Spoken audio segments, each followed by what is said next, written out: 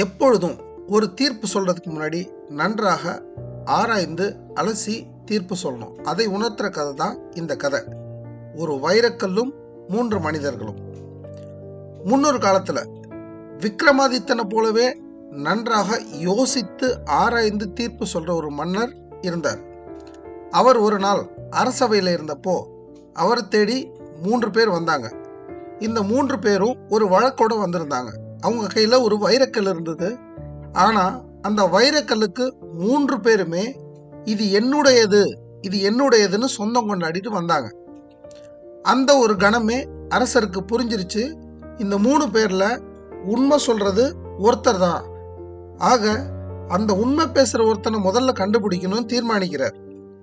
அவங்கள எல்லாரையும் தன்னை நோக்கி முன்வர சொல்லிட்டு உங்களோட வாதங்களை சொல்லுங்க அப்படின்னு சொல்றார்.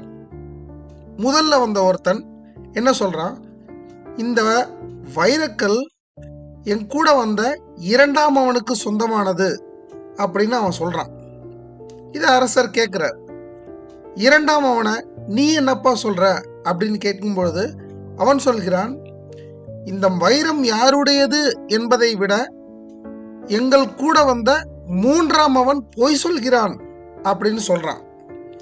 இதை கேட்டுட்டு 3ஆம் அவன் பக்கம் திரும்புறார். இதையே அரண்மனையில் இருக்க எல்லாரும் உற்று நோக்கிட்டு இருக்கிறாங்க.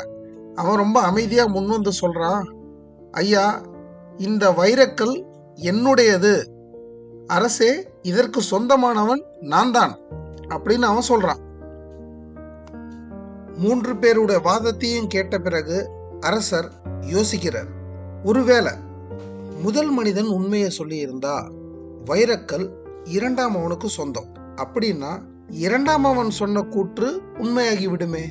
ஆனா இங்க உண்மை ஒண்ணு மட்டும்தானே இருக்கணும், 2 உண்மை இருக்காது. ஆக 1ஆம் அவன் பொய் சொல்கிறான்னு முடிவெடுத்துட்டார். 2வது மனிதன் உண்மை சொல்லி இருந்தான்னா 3வது மனிதன் சொன்னது பொய்யாயிடும். இங்கேயும் 2 உண்மைகள் இருக்கு. ஆக அவனும் பொய் சொல்றான்னு முடிவெடுத்துட்டு உண்மையை கண்டுபிடிச்ச சந்தோஷத்துல முகத்துல புன்னகையோட அரசவையில அரசர் எழுந்து நின்று சொல்றார், 3ஆம் அவனே உண்மை பேசுகிறான், இந்த வைரக்கல் அவனுக்கே சொந்தமானது அப்படின்னு தீர்ப்பு சொல்றார். எல்லாரும் ஆச்சரியமாயிடுறாங்க. பல நேரங்கள்ல உண்மையை பார்க்கறதுக்கும் உண்மையை தெரிஞ்சுக்கிறதுக்கும் கண்கள் மட்டும் போதாது, அலசி ஆராய தெரியணும் அப்படிங்கிறது தான் விஷயம். இங்க இந்த 3 பேர்ல யார் உண்மை சொல்றதா நீங்க எல்லாம் நினைச்சீங்க? பதிவுல சொல்லுங்க. மீண்டும் சந்திப்போம். நன்றி, வணக்கம்.